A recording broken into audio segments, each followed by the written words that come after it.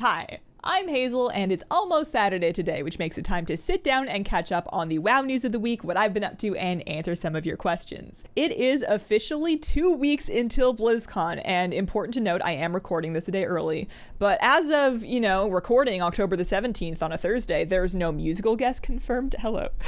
There's no schedule confirmed. There's no Blizzard gear merch confirmed.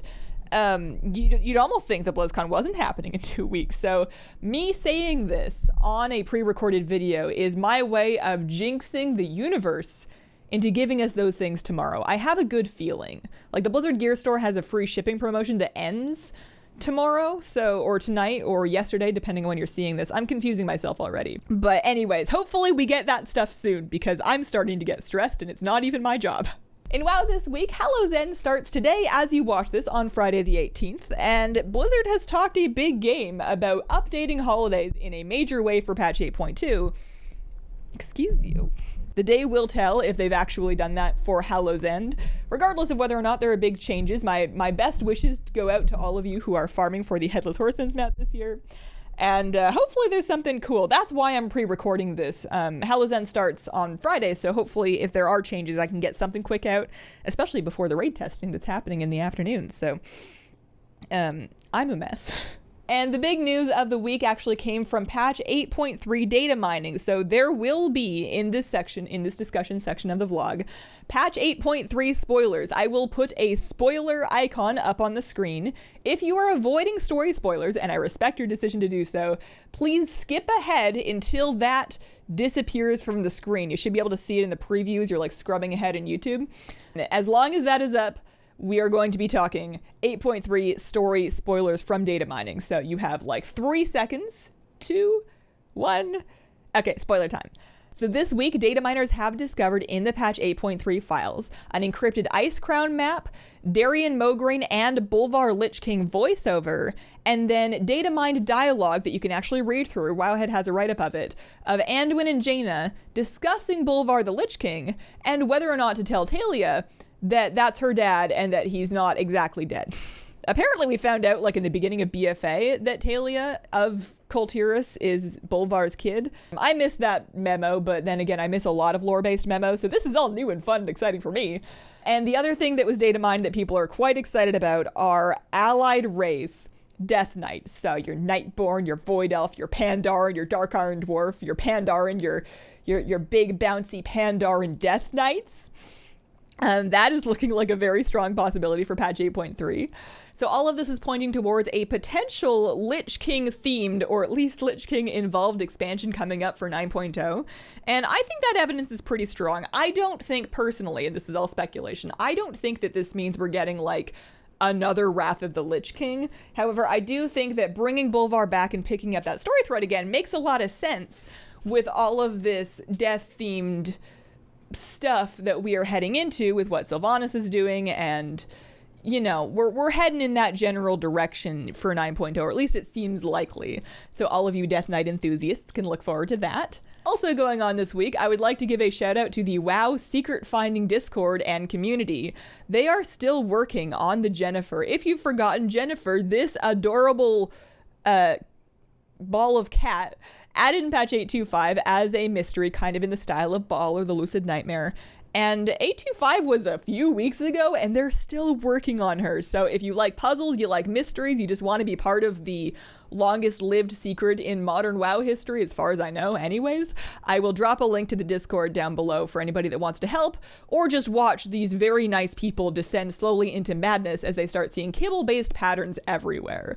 They have a sticky at the top of the channel that details where they're at so far, and it's quite a ride. For my week, it has been a tough one. Last Friday, shortly after I uploaded the vlog, I discovered that my betta fish, Chen, had leaped from his tank and died. He had a lid in his tank, but it didn't go all the way to the edge. There was a gap there, and he found it, and I always figured that because he was in a 10-gallon tank that he wouldn't jump. I guess I had this mistaken notion that only bettas and small bulls jump, and clearly that's not the case. So I've extended the cover of the tank to go all the way to the edge. I have found another betta to live there. His name is Pepper, but yeah, he settled in pretty good. He started eating right away, and I really hope that he does well.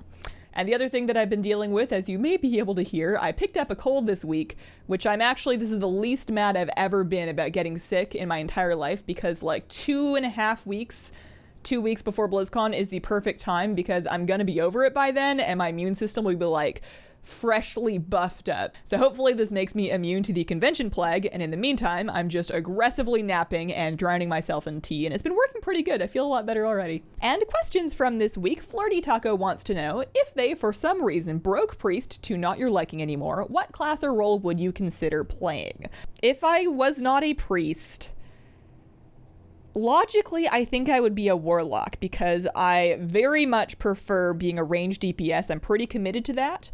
I also really like pet classes. I've always found pet classes super satisfying, which kind of narrows it down to Warlock or Hunter. Both of them offer the benefit of having multiple DPS specs to choose from in case one gets nerfed.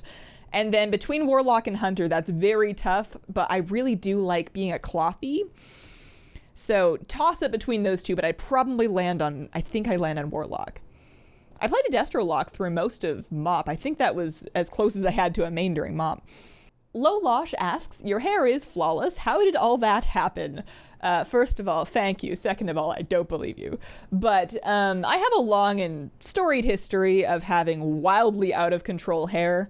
So over the past year and a half, I don't remember exactly when I started going, but these days I go to a professional and I pay her and she helps me and does my hair dye. I'm actually going again next week, so this will be my last vlog for a while with purple hair. I'm hoping for a big change.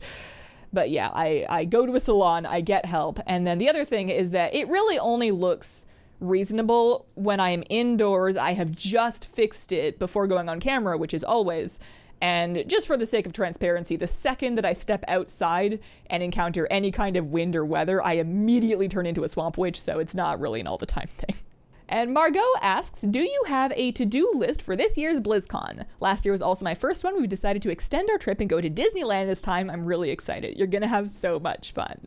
So yeah, I'm putting together, I've had a to-do list in my head and I keep like coming up with ideas and being like, oh, I should do that. And then being like, no, it's too much pressure. I don't want to worry about it. I am going a day early and leaving a day earlier this year. So I'm getting in on the Wednesday and I'm leaving on the Sunday.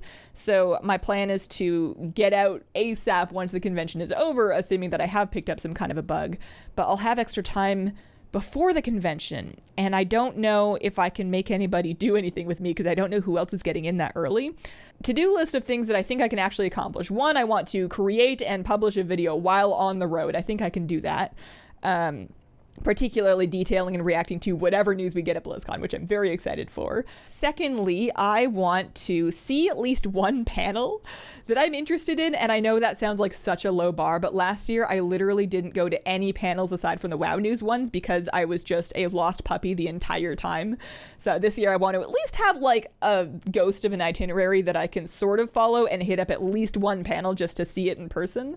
And then third, I want to go for at least one dinner out with friends. I have a few friends that I played with for a long time that are going to be there. And last year, everybody's schedules were just not matching up. And I never managed to actually like have a proper meal out with people. So I want to try harder this year and have at least one dinner with some friends. I feel like that's part of the dream. So yeah, that has been my week. Thank you very much for watching. If you have a question you would like me to answer on a vlog, please leave it in the comments and include the word question. Let me know what you think and have a wonderful, wonderful day. Bye. Hi, I'm Hazel and I'm nasal. Excuse me. I don't have a cold, you have a cold. It's almost Saturday today. What am I doing?